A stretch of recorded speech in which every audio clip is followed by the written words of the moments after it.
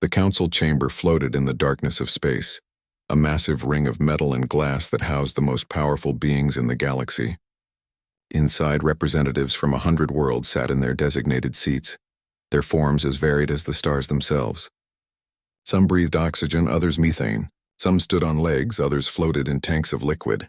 But today, they all faced the same direction, looking down at the small group of aliens standing in the center of the room. Day stood in the human section, his dark uniform pressed and clean. He had been Earth's representative to the Galactic Council for 3 years now. He had seen many debates, many arguments, many decisions, but he had never seen anything like this. The Varani delegation stood in the speaking circle. There were 5 of them, thin creatures with pale blue skin and large dark eyes. Their leader, Timal, spoke in a voice that trembled with barely controlled fear. The translation device on Day's collar turned the alien words into Korean, then into the common galactic language. "Our sun is dying," Timal said. "Not in millions of years as suns should die. It is dying now. Our scientists detected the cascade 3 months ago. The stellar core is collapsing in ways we do not understand. In 6 months, maybe less, our star will enter a phase of violent radiation. Our world will become uninhabitable. We have 3 billion people. We have nowhere to go." The council chamber was silent. Day leaned forward in his seat, his hands gripping the armrests. Surely someone would help. Surely the great powers of the galaxy would not let an entire species die. The Korthaxi representative spoke first. The Korthaxi were an old race, powerful and wealthy. Their empire spanned 20 systems. "We sympathize with your situation," the representative said, its voice flat and emotionless through the translator. "However, the Korthaxi Dominion is currently managing economic restructuring. We cannot accommodate 3 billion refugees. Our resources are committed elsewhere." Day felt a cold weight settle in his stomach. He looked at the other representatives, waiting for someone else to speak up. The Holland Federation went next. "Our worlds are already at capacity. We have our own population pressures. Cultural integration with your species would be difficult. We must decline." One by one, the great powers of the galaxy gave their answers. The Alliance of Free Worlds cited security concerns. The merchant guilds talked about economic impact. The Elder Collective, the oldest and most respected civilization in known space, simply stated that nature must take its course. Day watched Timal's face. The Varani leader's large eyes grew wider with each rejection. His thin hand shook. Behind him, the other Varani members stood frozen as if they could not believe what they were hearing. "Are there any other speakers?" the council chairman asked. The chairman was a Vex, a floating being of pure energy contained in a crystalline shell. Its voice echoed through the chamber. Day wanted to stand. He wanted to shout that this was wrong, that they could not just let 3 billion people die. But he was new here. Earth was new here. Humanity had only joined the Galactic Council 200 years ago. They were still considered children by most species. What could he say that would matter? The chairman waited. No one spoke. "Then the matter is closed. The Varani situation is regrettable, but the Council has determined that intervention is not viable at this time." Not viable? The words burst from Day's mouth before he could stop them. He stood up, his heart pounding. 3 billion people are going to die and it's not viable? The other representatives turned to look at him. Some looked annoyed. Others looked amused. The Korthaxi representative made a sound that the translator rendered as a dismissive laugh. "Representative Day," the chairman said, its voice patient in the way adults are patient with children. "Earth is young in galactic affairs. You do not understand the complexities involved. The resource allocation alone would destabilize multiple economies. The logistics are impossible. The Varani have no advanced technology to contribute, no resources to trade. They are unfortunately victims of cosmic bad luck. It is sad, but the galaxy cannot save everyone. Cannot or will not?" Day asked. He knew he should sit down. He knew he was making Earth look foolish. But he could not stop. "You have the ships. You have the space. You have the technology. Every species in this room could take a few million refugees. It would be uncomfortable, yes. It would cost money. But they would live. This discussion is over," the chairman said, its tone now sharp. "Earth may register a formal dissent if it wishes, but the decision stands." The chamber began to empty. Representatives filed out through various exits, heading back to their ships and their worlds. The Varani stood motionless in the center of the room, forgotten now that the decision was made. Day walked down to the speaking circle. Most of the other representatives had left. A few lingered, watching him with curiosity or contempt. He did not care. He approached Timal. The Varani leader looked up at him with those huge, dark eyes. Tears rolled down the alien's blue face, real tears, wet and shining. It was strange how grief looked the same even across species. "I am sorry," Timal said in broken English. The Varani had been studying human languages, hoping it would help their case. "I should not have hoped. Hope was foolish." Day reached out and put a hand on Timal's thin shoulder. He was careful not to grip too hard. Varani bones were delicate. "Listen to me," he said. "Earth will come." Timal stared at him. "You cannot." "Your representative said—" "I said Earth will come." Day squeezed the shoulder gently. "Send us your coordinates. Send us all your data, how many people, where they are located, what your atmosphere is like, what you need. Send everything. We will be there." "But your council representative—" "I am the council representative," Day said, "and I am telling you that Earth will come. I need to make some calls home first. It might take us a few weeks to organize, but we will come." Timal's legs gave out. He sat down hard on the floor, his whole body shaking. The other Varani surrounded him, all of them making high-pitched sounds that the translator could not interpret. Grief sounds, joy sounds, hope sounds. Day walked back to the human section and gathered his things. His assistant, a young woman named Hana, hurried to his side. "Sir," she whispered urgently, "you cannot commit Earth to something like this without authorization." The assembly will do the right thing," Day said. He activated his comm device and opened a channel to Earth. It would take a few minutes for the signal to reach home across the light years. "Get me the Prime Minister, and get me Admiral Kwan. Tell them it's urgent." Hana nodded and hurried away. Day looked back at the Varani, still huddled together in the empty chamber. The galaxy had turned its back on them. Every powerful civilization in known space had looked at 3 billion lives and decided they were not worth the inconvenience. But Earth was not like the rest of the galaxy. Earth remembered what it was like to be helpless. Humanity had nearly destroyed itself a dozen times before reaching the stars. They knew what it meant to need help and receive none. Day had no idea if they could actually save 3 billion aliens. He had no idea if Earth had enough ships, enough supplies, enough anything. But he knew they would try. That was what made humans different. They tried even when it was impossible. They helped even when it was foolish. The galaxy had made its choice. Now Earth would make theirs. The comm device beeped. The connection to Earth was established. Day took a deep breath and began to explain what he had just promised. The news spread across Earth like wildfire. Within hours of Day's message, every news channel was covering the story. 3 billion aliens were going to die unless someone helped them. The Galactic Council had refused. Earth had volunteered. The response was immediate and divided. Some people called it humanity's finest moment. Others called it insane. The debates raged in government buildings, in homes, on social networks. In every language humanity spoke. In the Seoul Space Administration building, Admiral Kwan sat in a conference room with 50 other people. Military officers, scientists, logistics experts, politicians. They had been arguing for 6 hours straight. "We do not have the ships," General Park said for the third time. She was head of Earth's military fleet. "We have cargo haulers, colony transports, military vessels. All together. Maybe we can carry 500 million people if we push every ship beyond safe limits. We need to save 3 billion. The math does not work. Then we get more ships," Kwan said simply. He was an old man, with gray hair and a face marked by decades of service. "We convert everything that can fly. Private yachts, mining vessels, research ships, everything." "Even if we did that," said Yuna, the xenobiologist who had been studying the Varani files, "we have other problems. We know almost nothing about Varani biology. What if our air makes them sick? What if our food is poison to them?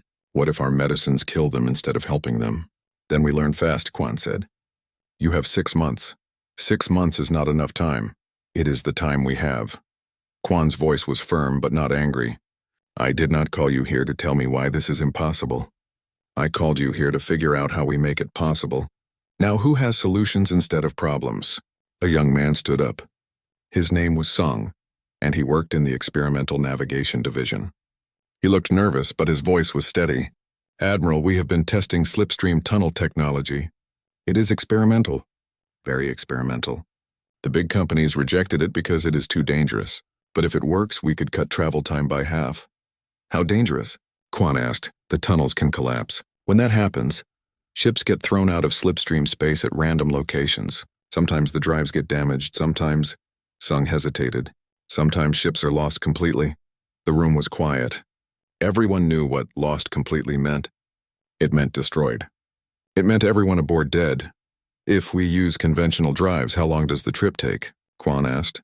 4 months each way, Sung said. 8 months total. The Varani only have 6 months before their sun kills them.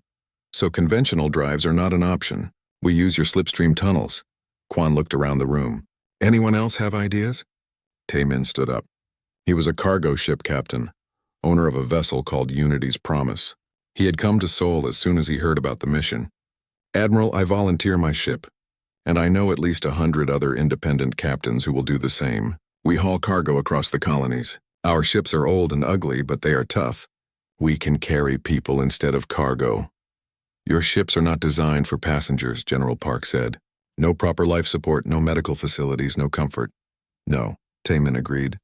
But they have air and heat and space. That is more than the Varani will have if we do nothing. More people started standing up. A woman named Nari, who managed the Luna colony's resource distribution. I can organize reception centers. We can use the old mining stations, the colonial warehouses. They are not pretty, but we can fit millions of people there temporarily while we figure out permanent housing. An engineer named Jiwan raised her hand. I can retrofit the ships. Strip out everything not essential. More room for people that way. I will need a big crew, but I can do it. One by one, people stopped arguing about why it could not be done. They started talking about how to do it. The energy in the room changed. It was still tense, still urgent, but now it had direction. Quan listened to all of them, making notes on his tablet. When everyone had spoken, he stood up. Here is what we are going to do. General Park, I need a list of every military ship we can spare. Taemin, contact your fellow captains. I want every civilian ship that volunteers. Sung, your slipstream project just got full funding.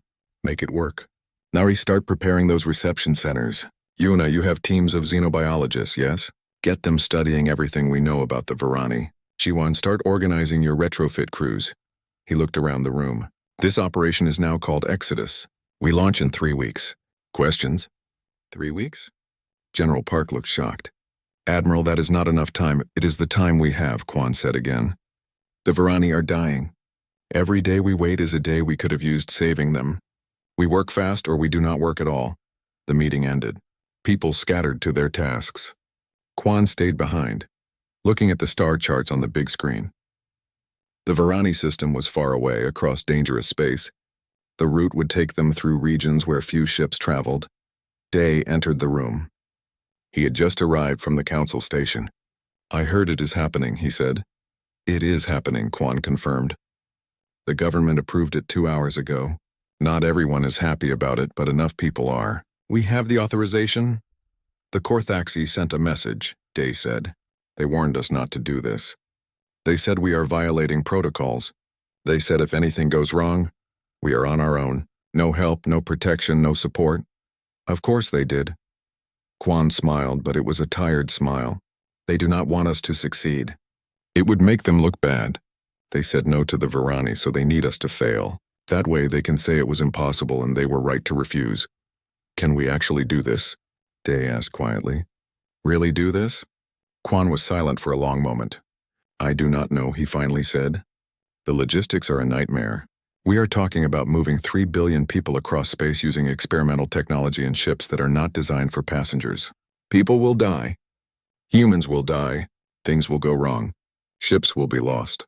But if we do nothing, 3 billion Varani definitely die. So we try. That is what we do. We try. Over the next 3 weeks, Earth transformed. Every shipyard worked around the clock.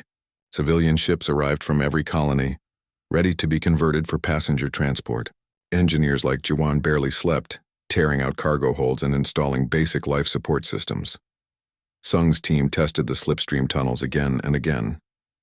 2 test ships were lost in the experiments. 18 people died, but the technology started working more reliably. Not perfectly, but better. Yuna and her xenobiologists worked with the Varani data. They learned what air the Varani breathed, what temperatures they needed, what foods they could eat.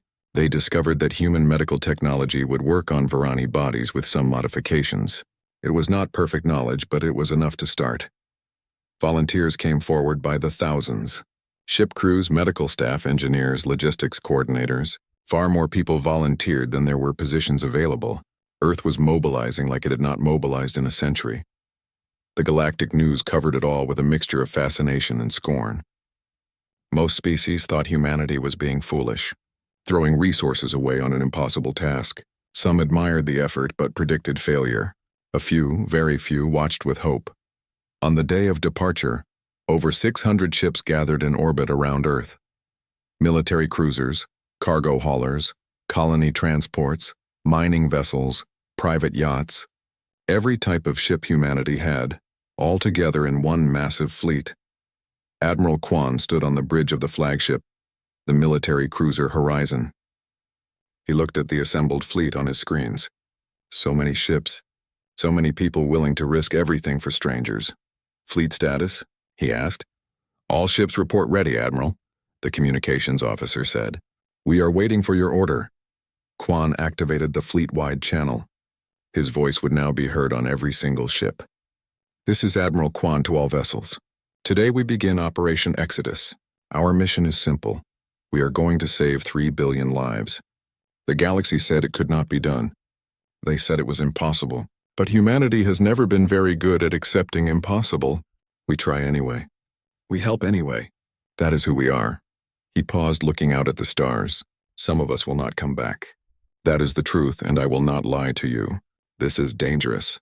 But 3 billion people are counting on us. The Varani have been abandoned by everyone else. We will not abandon them. We go now.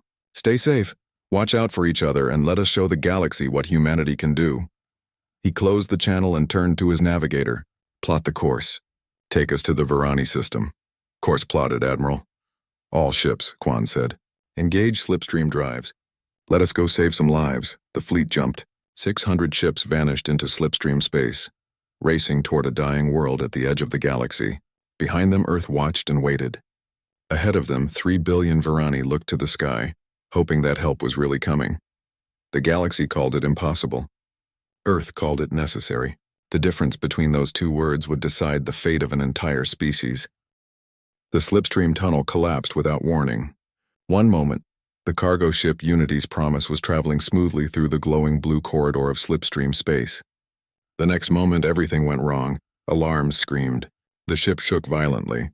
Captain Taemin gripped his command chair as the tunnel walls seemed to close in around them. Emergency exit, he shouted. Get us out now. His navigator, a young woman named Hyun, slammed her hands on the controls. The ship lurched sideways and dropped out of slipstream space back into normal reality. They tumbled through empty space, drives smoking and sparking. Damage report, Taemin said, forcing his voice to stay calm. Port drive is dead, Hyun said, her fingers flying over her console. Starboard drive is at 40%. We are alive, Captain, but we are hurt. Taemin activated the fleet channel. This is Unity's Promise to Horizon. We had a tunnel collapse. We are out of slipstream and running on one damaged drive. Requesting assistance. Horizon to Unity's Promise, Admiral Quan's voice came back. Help is coming. Hold position. We are sending the repair ship Dawn Light to you. That was the 7th tunnel collapse in 4 days. The experimental slipstream technology was working better than the test had shown, but it was still dangerous. Still unpredictable. The fleet had lost 2 ships completely in the first week of travel. 73 humans had died, but they kept going. On the repair ship Dawn Light, Engineer Jiwon suited up for another emergency repair job. She had been working 18-hour days since the fleet launched. Her crew was exhausted. They all were. But every time a ship got damaged, they fixed it. Every time a drive failed, they got it working again. She floated out into space, magnetic boots clamping to the Unity's Promise's hull. The damage was bad. The port drive was completely fried. Electrical fires had scorched the metal. She could see where the ship's hull had warped from the stress of the emergency exit. Can you fix it? Taemin's voice asked through her helmet radio. I can fix anything, Jiwon replied. Give me 6 hours. It took 8 hours. Jiwan's hands were shaking with exhaustion by the time she finished, and she had burned her fingers twice on hot metal. But the drive was working again. Unity's promise could rejoin the fleet. The fleet pressed on. Every day brought new challenges. Ships broke down. Systems failed. The slipstream tunnels remained unstable. Medical Officer Sora found herself treating injuries constantly. Broken bones from emergency exits. Burns from drive malfunctions. Exhaustion from crews working too many hours. But slowly, day by day, they got closer to their destination. 3 weeks into the journey, the fleet finally reached the Varani system. What they saw made even the most experienced crew members fall silent. The Varani sun was dying, and its death was violent. The star pulsed with massive radiation bursts. Huge flares erupted from its surface, some larger than entire planets.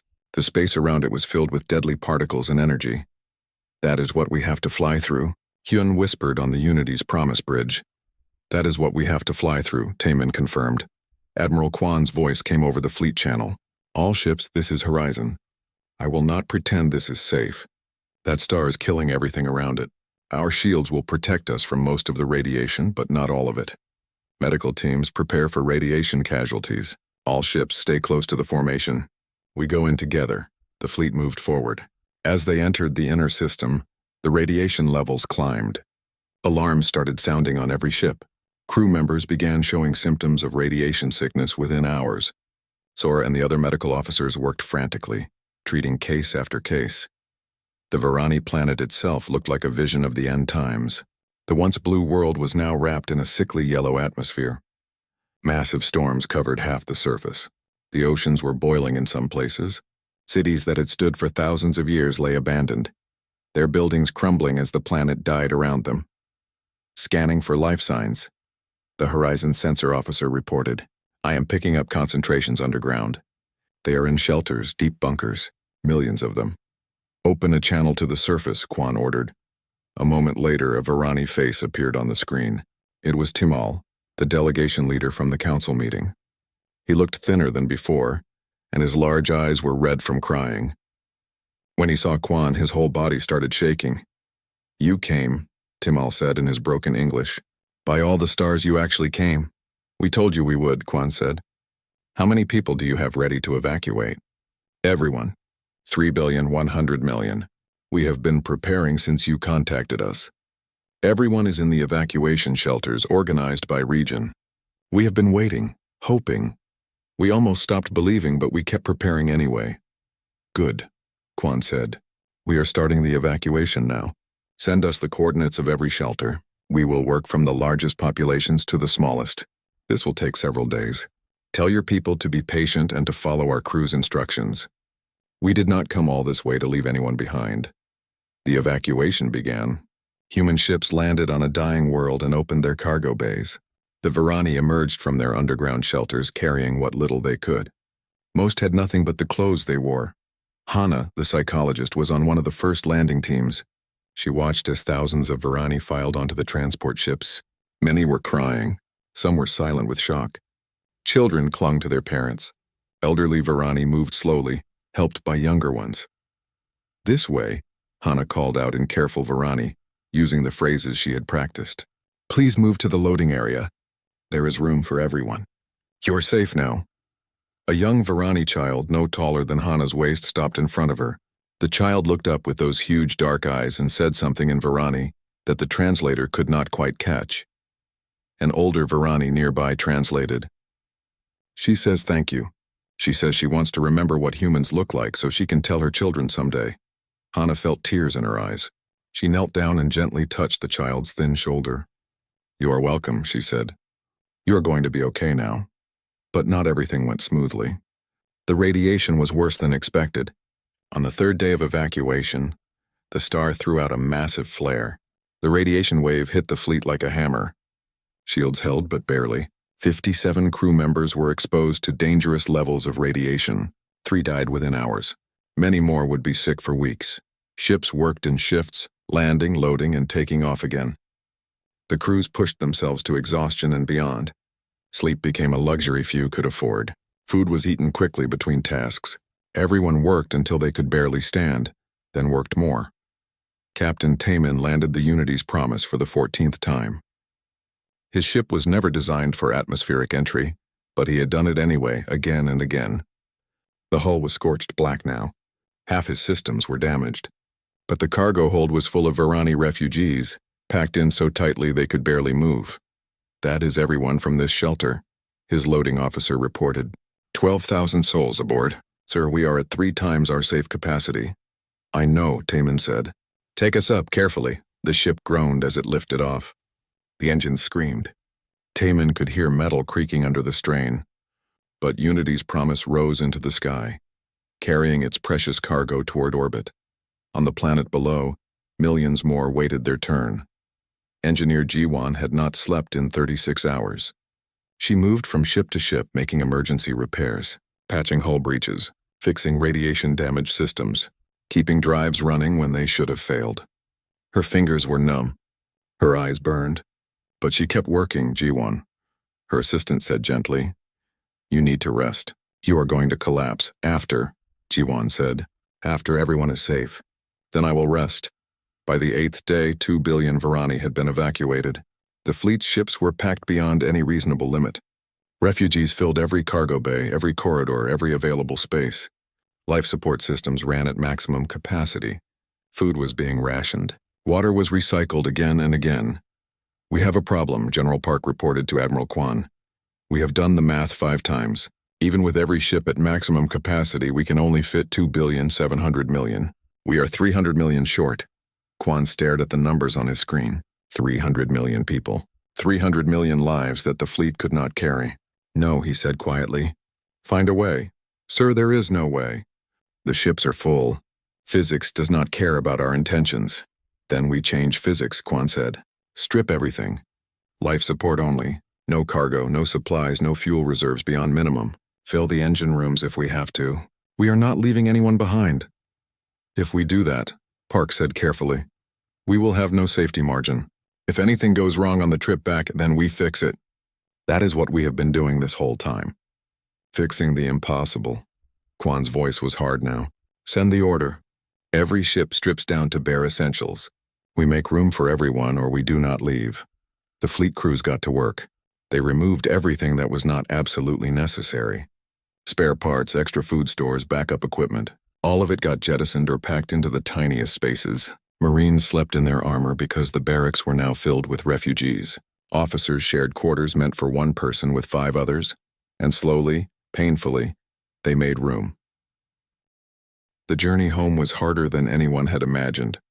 The fleet moved through space like wounded animals, slow and struggling. Every ship was overloaded. Life support systems that were designed for hundreds now supported thousands. Air grew stale and had to be recycled again and again. Water was rationed to barely enough to survive. Food supplies dwindled faster than planned. On the cargo ship Unity's promise, Captain Taman walked through the corridors that were now packed with Varani refugees. They sat shoulder to shoulder, pressed together in spaces that were never meant to hold living beings. Some slept. Others stared at nothing, their large eyes empty with exhaustion and shock. A Varani elder stopped him. The alien's thin hand reached out and touched Taman's arm. "Why?" the elder asked in broken English. "Why do you do this?" "We are nothing to you." Taman knelt down so he was at eye level with the elder. "You are not nothing," he said simply. "You are people. That is enough." The elder's eyes filled with tears. He said something in Varani that the translator could not fully interpret, but Taman understood the meaning. "Thank you. Thank you. Thank you." But gratitude could not fix the problems mounting every day. Ships broke down constantly. Drives failed. Life support systems malfunctioned. Medical officer Sora and her teams worked without rest, treating radiation sickness, malnutrition, and dozens of other problems. They were running low on medical supplies. Every day brought impossible choices about who got treatment first. On the 4th week of the return journey, disaster struck. 3 ships suffered simultaneous drive failures. They dropped out of slipstream space, stranded in empty space light years from help. "This is Horizon," Admiral Kwan broadcast to the fleet. "We have ships in distress. We are sending repair teams, but it will take time to reach them. All other ships maintain course. We cannot stop the entire fleet." Engineer Jiwan suited up once again. She had stopped counting how many repairs she had done. Her hands shook all the time now. Not from fear, but from exhaustion and nerve damage from repeated radiation exposure. She knew she should be in medical care herself, but there was no time. "This is getting bad," her assistant said quietly as they prepared to transfer to one of the damaged ships. "Jiwon, you have lost 2 fingers already. Your radiation exposure is—" "I know what my radiation exposure is," Jiwon said. She looked at her damaged hand, where 2 fingers ended in bandaged stumps. A plasma conduit had exploded during a repair 3 weeks ago, but those ships need me, so I go. The repair took 16 hours. Jiwon worked in a damaged engine room where the temperature was hot enough to cook meat. She rewired systems with her damaged hands, her fingers clumsy but determined. When she finally got the drive running again, she collapsed. Her crew had to carry her back to their ship. "She needs rest," Sora told Admiral Kwan when they reported back. "Real rest. Weeks of it. Her body is breaking down." "After," Jiwon said from her hospital bed. Her voice was weak but stubborn. "After we get home, there are more ships that will need repairs." "You are going to die if you keep doing this," Sora said bluntly. "Maybe," Jiwon agreed. "But if I stop, other people will definitely die. So I keep working." Kwan looked at the engineer lying in the hospital bed, at her bandaged hands and radiation-scarred skin. She was 28 years old. She looked 50. "You have done enough," he said gently. "Rest now."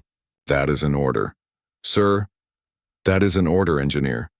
Jiwon closed her eyes, and within seconds she was asleep. She would sleep for 20 hours straight, but the problems kept coming. On the 5th week, food supplies reached critical levels. The refugees were each getting 1 small meal per day. The crew often went without so the Varani could eat. People grew thin. Children cried from hunger. Medical cases of malnutrition began appearing. Then, 3 months into the return journey, something happened that no one had planned for. A Korthaxi warship appeared directly in their path. "Unknown fleet, this is Korthaxi battlecruiser Dominance," a voice said over the common channel. "You're in violation of Galactic Council protocols. You will halt your vessels immediately for inspection." On the Horizons Bridge, Admiral Kwan felt a cold fury settle over him. "This is Admiral Kwan of the Earth Fleet. We are on a humanitarian mission. We have refugees aboard who need urgent care. We will not stop." "Admiral, you violated Council directives when you initiated this operation. The Council has determined that your actions represent unauthorized activity in restricted space. You will submit to inspection or face consequences." Kwan looked at his tactical display. The Korthaxi warship was huge, easily 5 times the size of Horizon. Its weapons were armed. "Against that much firepower, the Earth fleet would not stand a chance. What do we do?" General Park asked quietly. "We keep flying," Kwan said. "Full speed ahead." "They will not fire on us, and sir, they have weapons locked." "They will not fire. The galaxy is watching. They might want to stop us, but they will not massacre refugees on camera." The fleet continued forward. The Korthaxi warship moved to block their path. Weapons were armed on both sides. For a long, terrible moment, it seemed like shots would be fired. Then something unexpected happened. On the cargo ship New Dawn, the young Captain Mira had opened her external cameras so the Varani refugees could see what was happening. Thousands of Varani watched the Korthaxi warship through the screens. They saw the weapons. They understood what was about to happen, and they decided they would not let their rescuers be harmed. Varani began moving toward the airlocks. "What are they doing?" Mira's crew asked in alarm. Through translators, the Varani message was clear. They were going outside. They were going to place themselves between the Earth ships and the Korthaxi weapons. If the Korthaxi wanted to stop the humans, they would have to kill refugees first. "No," Mira said urgently. "No, please do not do this," but the Varani were already suiting up in emergency gear. Thousands of them. On ship after ship, refugees moved to the outer hulls. They held onto the ships with magnetic grips and faced the Korthaxi warship.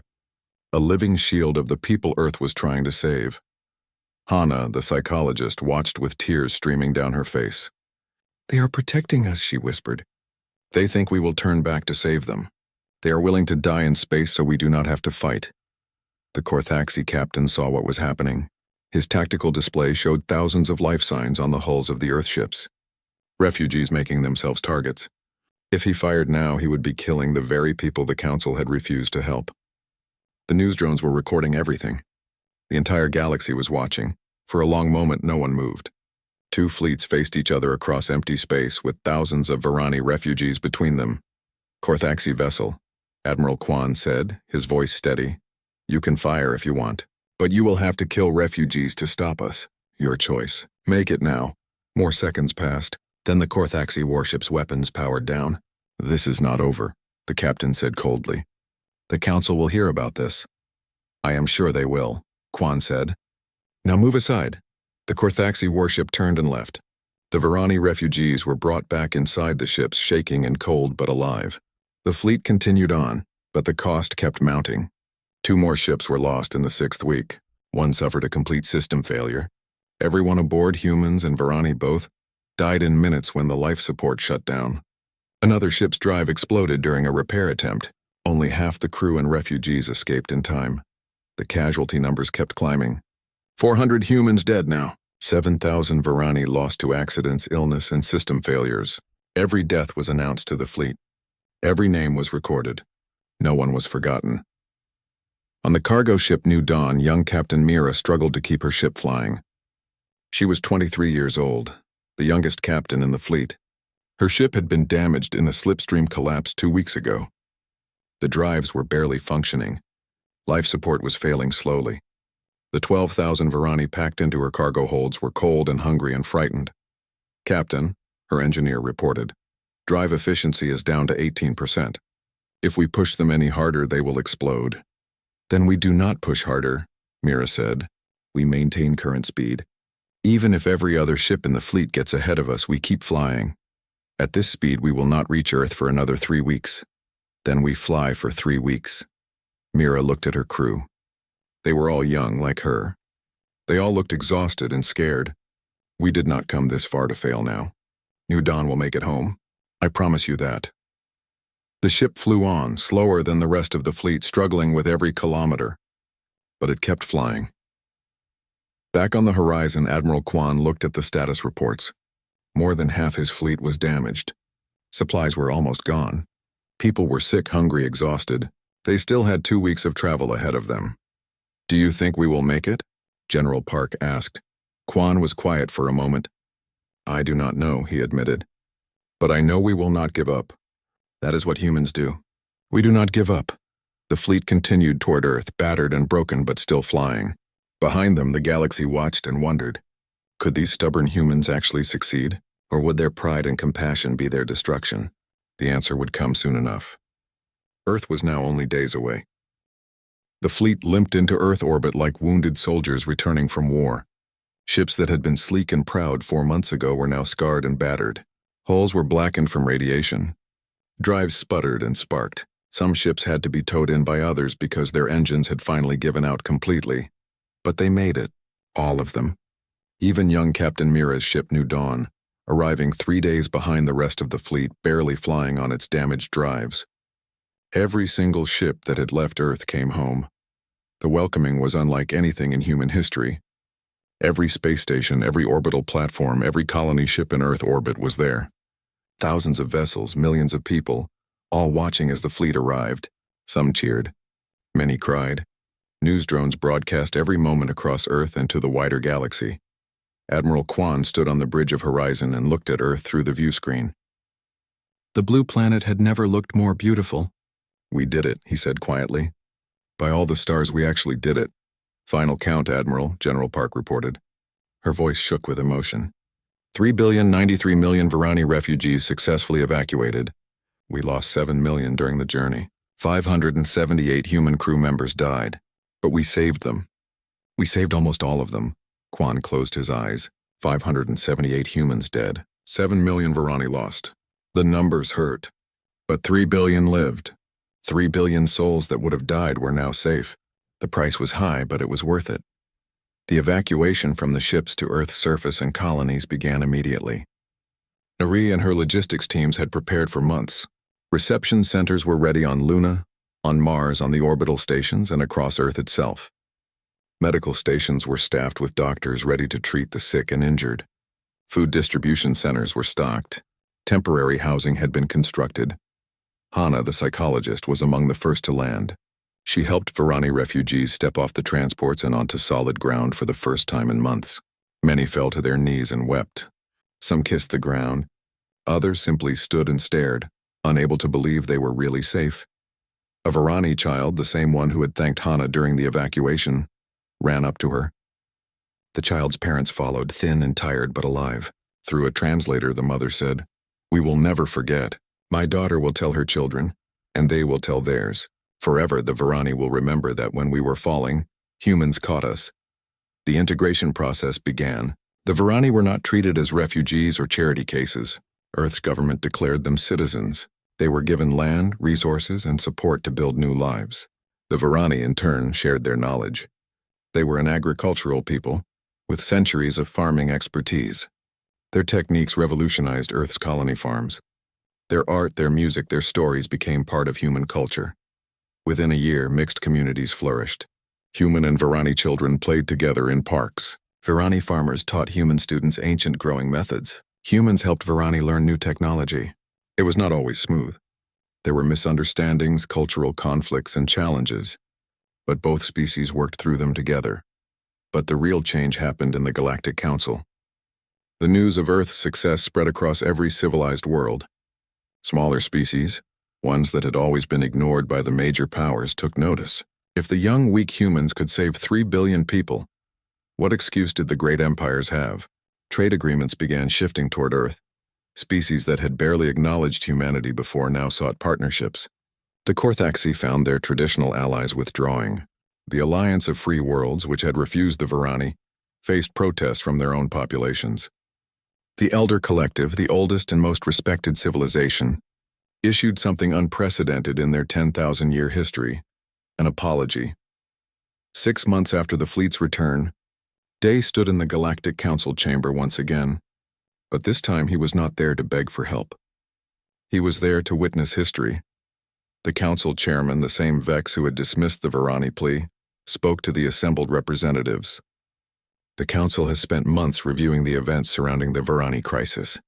We have examined our protocols, our priorities, and our values. We have found ourselves wanting. Murmurs spread through the chamber. The chairman continued. We said it was impossible to save the Varani. Earth proved us wrong. We said the logistics were too complex, the cost too high. Earth showed us that compassion does not calculate costs the way we do. Today, the Council adopts what we are calling the Terra Doctrine. No species facing extinction will be abandoned without attempting intervention. No people will be left to die when we have the power to save them. The chamber erupted in debate. Some species applauded. Others protested. But the vote was taken and the doctrine passed. The Galactic Council, for the first time in its history, had a moral imperative written into its core laws. After the session, Day walked to the Hall of Chronicles, where galactic history was recorded. A new monument had been erected. It was simple, a wall of black stone with 578 names carved in English and Korean. The humans who had died during Operation Exodus. Beside Day stood Timul, now the Varani ambassador to Earth. The alien placed a thin hand on the monument. These names, he said in much improved English, are sacred to my people. Every Varani child learns them. We will carry these names for 1,000 generations. They would have liked that, Day said quietly. They died doing something important. Something right. A young Varani approached, followed by a small group of other Varani students. Day recognized him. It was Yong, one of the first Varani to fully master English. He was studying at Earth's Diplomatic Academy now. Ambassador Day, Yong said, his accent still thick but his words clear. May I ask you a question? Of course, and why did you do it? The other species, they had reasons not to help. Economic reasons, political reasons, logical reasons. But Earth said yes immediately. Why? Day thought about the question. He had been asked it many times over the past months by reporters, by other ambassadors, by humans and aliens alike. Because we could, he finally said. We had ships. We had people willing to help. We had the ability to make a difference. What kind of species would we be if we could save 3 billion lives and chose not to? What would that say about humanity? But you lost people. 578 humans died. Was it worth it? Ask the 3 billion Varani who are alive, Day said. Ask your parents. Ask yourself. You are standing here studying at a human university, planning a future. You would be dead if we had said no. Was your life worth trying to save? Was anyone's life worth not trying? Young was quiet for a moment. Then he bowed, a gesture he had learned from human culture. Thank you, he said simply, for not turning your back. Years passed. The Varani thrived on Earth and its colonies. The first human Varani child was born, a medical miracle made possible by both species scientists working together. The child, named Nara after the logistics coordinator who had helped prepare Earth for the refugees, became a symbol of unity between the two peoples. The galactic community changed too. The Terra Doctrine was invoked 3 more times in the next decade. Each time, multiple species responded together. The council that had once looked away from suffering now mobilized quickly. It was not perfect. There were still failures, still arguments, still politics. But it was better. On Earth, in the capital city of Seoul, a museum was built. It was called the Museum of Exodus. Inside, visitors could see the ships that had made the journey. Unity's Promise, Captain Taemin's cargo hauler, was preserved exactly as it had been when it returned. Damaged, scarred, and glorious. Engineer Jiwon's tools were displayed along with her story. Medical Officer Sora's journals, detailing the challenges and triumphs of treating 2 species with 1 medical bay, were published and studied by doctors across the galaxy. And in the center of the museum stood a statue. It showed a human reaching down to help a Varani stand up. Simple, powerful, impossible to misunderstand. The plaque beneath it read in English, Korean, Varani, and 20 other languages, "We rise together." 15 years after Operation Exodus, young Jay stood in front of that statue. He was Varani, born on the homeworld in its final days, evacuated as an infant. He had no memory of the dying planet or the desperate journey. But he knew the stories. Every Varani knew the stories. Today was his graduation day. He had just completed his studies at Earth's Diplomatic Academy. His thesis, which had earned the highest honors, was titled A Galaxy United: Why Compassion is the Ultimate Strategic Resource. In it, he argued that Earth's decision to save the Varani had not just been morally right, it had been strategically brilliant. It had transformed Earth from a minor player in galactic politics to one of the most respected civilizations in known space. Species across the galaxy now sought Earth's friendship, not because of military might or economic power, but because Earth had proven it valued life above all else. After the graduation ceremony, Jay walked through the museum one more time. He stopped at the wall of names. 578 humans. He had memorized every single one. So had every Varani child born since the Exodus. Thank you, he whispered to the names. You saved us, all of us. We will never forget.